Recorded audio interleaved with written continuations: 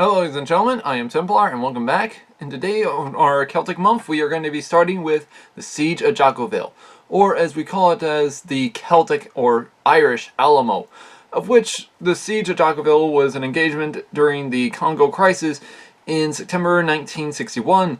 The A Company of the 35th Battalion of the UN Service, or as it's also known as, of the Irish ONUC contingent, was attacked by Congolese Gendarmerie troops, loyal to Congolese Prime Minister Moistobi. The lightly armed Irish soldiers besieged at Jadotville, which is nowadays modern-day Nicosia.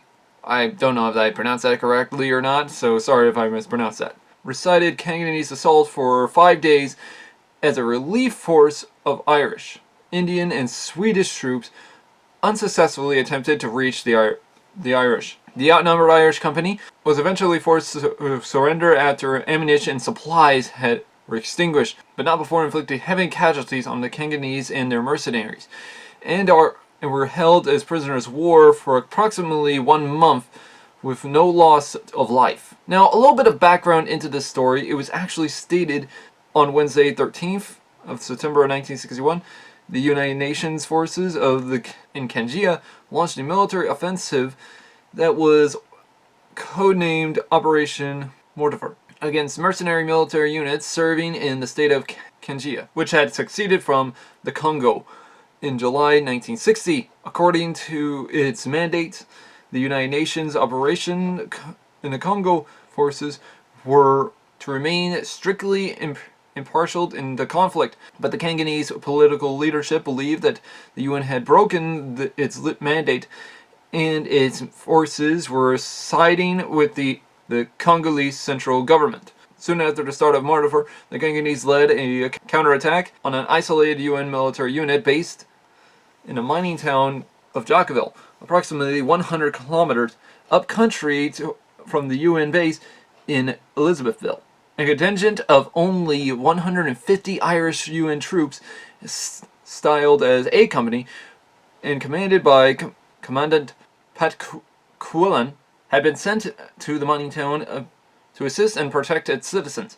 The foreign minister of Belgium had called the UN Secretary General, reporting that the Belgian settlers and the local population were unprotected and feared for their safety. But when the Irish troops arrived at Jadotville, they were not welcomed by the local people, due to the strong pro-Congolese and anti-UN feelings. 2 previous companies of the ONUC peacekeepers, 1 Swedish and 1 Irish, had been withdrawn from Jadotville in the days prior to the arrival of the Quillen's force. It's not clear why the Congolese wanted to isolate the Irish UN troops, although some historians suggest that the goal may have been to take the Irish and its prisoners and for leverage on the negotiations with the UN. However, this battle was stated to have taken place at 7:40 in the morning of Wednesday 13th of September 1961. The Congolese attacked while many of the UN Irish were attending a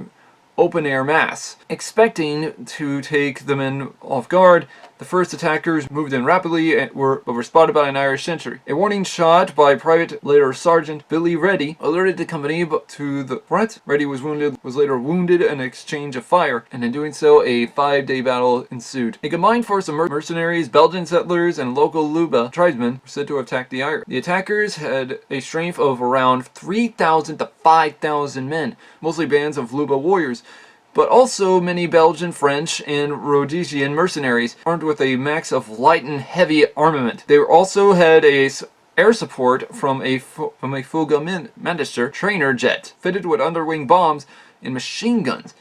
For the most part, the Irish UN were armed only with mostly light personnel weapons and a small number of water-cooled Vickers machine guns and 60mm mortars. A number of days later, the besieged Irish rodeoed their headquarters.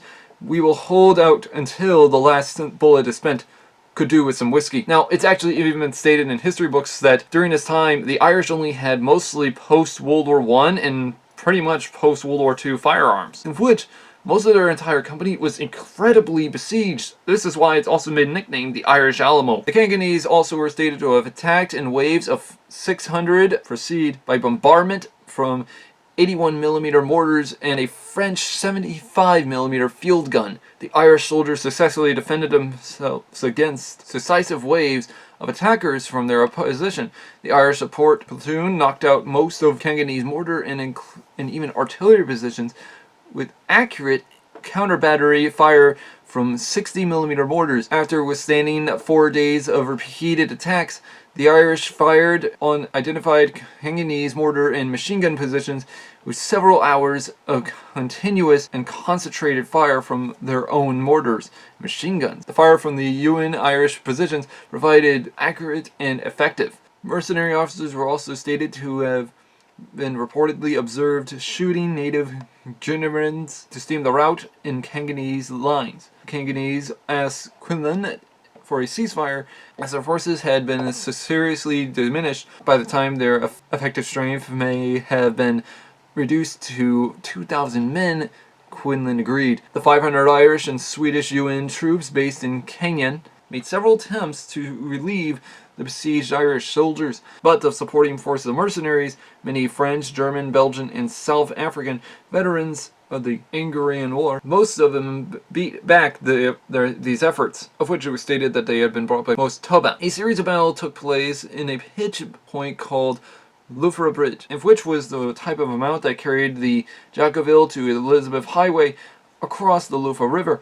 The Cantonese forces dug in here and brought heavy and sustained ground and air fire into the relief column, killing several Indian UN troops, injuring a number of Irish, and ultimately forcing the column off the bridge. A company, the 35th Battalion, suffered 5 wounded in action during the siege.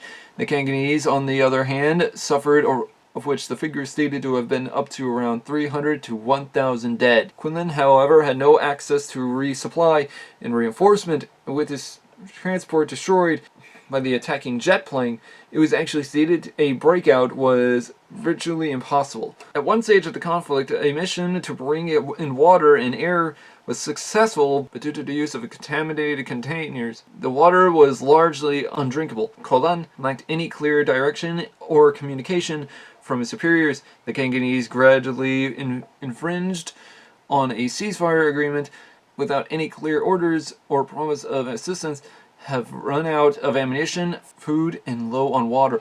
Quinlan accepted the second offer to surrender to the Cantonese on the afternoon of Sunday, September 17th of 1961. The Irish soldiers were held as hostages for approximately 1 month in an effort to extort terms of ceasefire that were established to the United Nations. The Cantonese and their mercenary allies bartered the Irish soldiers for prisoners in custody of the Congo's government. After being released, the troops were returned to their base in Elizabethville. Some weeks later, however, A Company found itself involved in active combat again, this time in the support of the Swedish UN troops. Eventually, they were reinforced with fresh troops from Ireland. After weeks of fighting and their 6-month tour of duty now complete, A Company was rotated out of the battle zone and were home in Ireland that December. In popular contrast, it was actually stated that these men were never truly welcomed back as heroes, but in truth, this type of form in history was later on stated to have never been told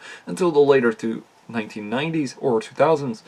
In fact, it was surprising the fact that these men of the Irish company actually managed to survive at all, due to the fact they were outnumbered, outgunned, and unfortunately, their entire position was extremely bad, due to the fact it was stated they had to make their own trenches in order to survive. Now, that's actually kind of stating something. However, it was actually stated that while this actually happened, it was stated that this Irish company of only around 155 to 158 actually did manage to survive with, well, little to no effort, and survived beyond measure, with only a few wounded. However, it was stated that many of the other 500 Irish, and including Indian and Swedish forces, that actually tried their best to break through and help them, never truly made it at all. While the other groups of 3,000 mercenaries, and including also of hundreds of thousands of, well, Canadian soldiers, it was actually stated that the Irish held off against a jet plane aircraft, and including even actually wounded at least 1,000 and killed around 300. That's a massive amount, while the Irish only had around 13 wounded. That is still unsurprising to this day, and of which is kind of impressive. So why is this nicknamed the Irish Alamo, seeing as though they didn't die? Well, it's actually because of how many days they were besieged, and due to the fact of the lacking amount of cover. In fact, it was even stated that they have even used their own cartridges from their bullets as shrapnel fire from using them with, well, dynamite. It was actually stated that being even outnumbered, they actually withheld their position for so long. As well, guys, if you want to learn more about this, you can also check it out in the description below. Also, even see the movie Siege of Jadotville, which is incredibly accurate by far. Which I hope y'all can like it as much as I did, because this film is probably a really forgotten one and a really badass one by that. Anyways, guys, hopefully you like this. Let me know in the comments below if you want me to cover anything in history about Celtic culture and such, and of which Celtic people fighting in history. Also, stay tuned for more of our Celtic history for the month of March, and as well as subscribe, click that bell button, and hopefully I can see y'all at Facebook. Anyways, this has been Templar. Have a great day.